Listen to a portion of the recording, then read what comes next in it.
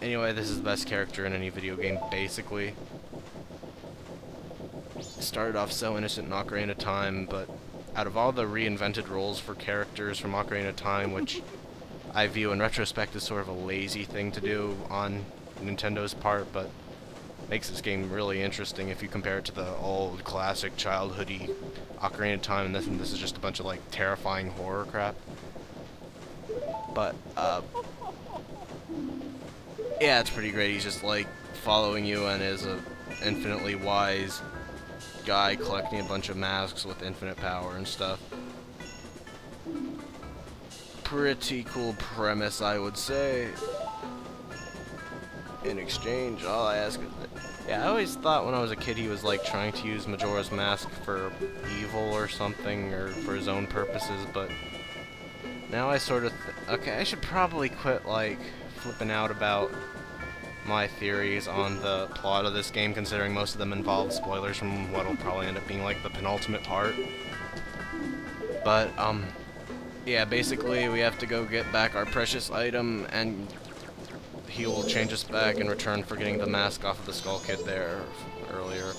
And there's like a Mario mask and stuff on there that I'm evidently bad at looking at, and it's probably easier with Zora's and stuff.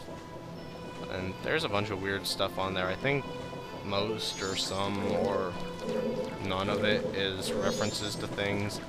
Yeah, there's the Mario mask. You can sort of see it in the top there.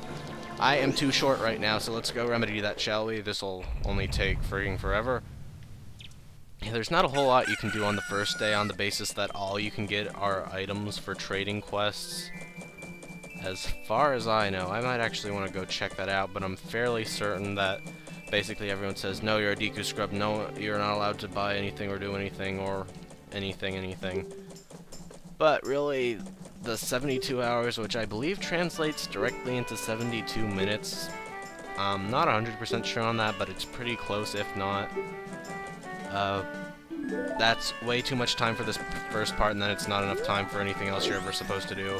And generally, you'll want to, what's the word? Oh, it's not exactly, what's the phrase I'm looking for? You'll want to, like, stop in the middle of dungeons because you'll run out of time. But luckily, as it's a Zelda game, all the dungeons are sort of based around the premise that you go halfway through the dungeon and get an item for that dungeon, and then that item solves the rest of the puzzles in the dungeon and is used to defeat the boss. And you can sort of exploit that to just get back to wherever you were left off in the dungeon from restarting everything. And also, in retrospect, for people who have not played this before and are somehow unfamiliar with the gimmick, that would be rather confusing to say in general, but I'll just shut up about things in the future now and comment on what's happening. Anyway, I forgot how great N64 Tingle looked. He has like a concave face, or mouth segment. It's just great. I mean, he's great in all of his forms, but this really sort of just is the best on the basis of how bad graphics makes him look even weirder than regular. And yeah, he's still the best character premise. In this one, he's actually like friggin' insane, giving you maps for 5 rupees.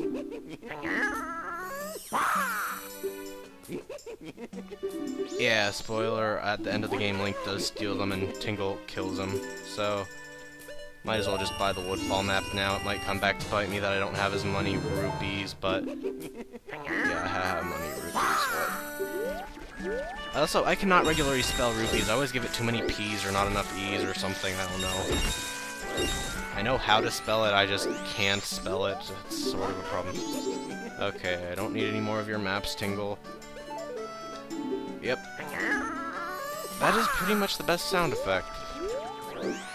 Yeah, I think Tingle is better when he was just playing the most serious, dark-toned Zelda game ever, rather than when he was played off as a comedic character in, like, what, one Zelda game, and then the Capcom titles, which are automatically better.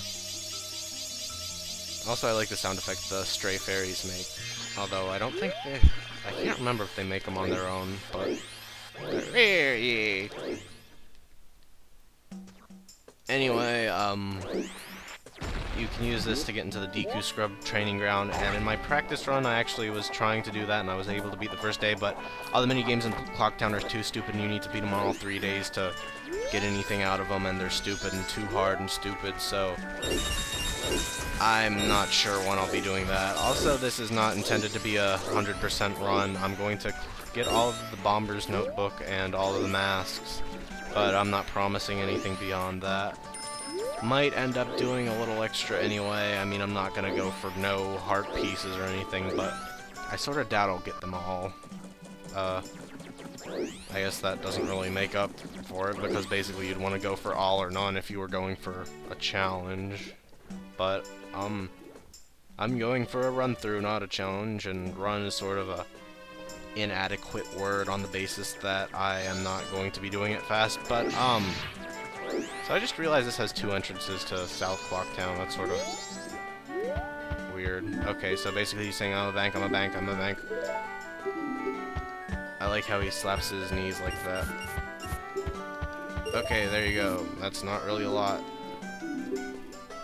Okay, yes, that's all well and good. And now you can abuse time warpins to totally cheat him out of everything. Let me just check the bomb shop, because that's the one item from here I pretty much, well, I don't need to buy it, but I would like to on all intents and purposes. You can't use any of the... Okay, so I think I actually probably can buy them if I want. But it's too expensive for me right now, and I could and probably should grind rupees on the basis that I need to kill some time. Yeah, no matter what, I'm gonna need to kill some time, so I might as well just do that. As you may have noticed, those weird shaky bushes out in what direction? In that North Clocktown area, I believe, the shaky bushes, all of them have a green rupee, and they all respawn. Kind of horridly boring, but also reliable method of getting rupees, in my book. So anyway, yeah, that moves to East Clocktown at night, but that one's easier to get by a small margin. It's not actually hard, no matter how you look at it.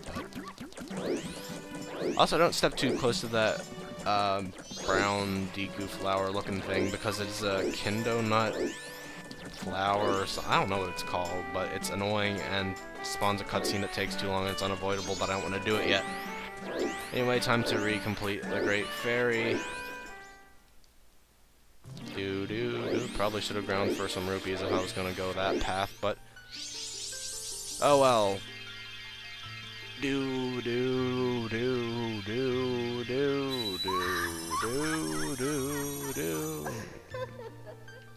Rated E, probably. Rated, I want to skip all text in a semi-plot driven game. Good strategy, pretty much. He always looks like he's in some kind of state of altered consciousness when getting hit by Great Fairy beams, which, on the basis of her... Why doesn't his eyes get hit by light blue film? Whatever. Yeah. Freudian interpretations of children's video games. Rated E. But yeah, now you got a magic meter and you can shoot snot bubbles, which are probably the worst projectile ever. They're weak and they don't do anything, and they're weak, except they do things, but not significantly, and once you have any other kind of projectile, you'll pretty much never want to use them. I got pretty good, 7 out of 10 there. But now that you have that, you can piss off this bomber guy by popping the Majora balloon he was trying to pop.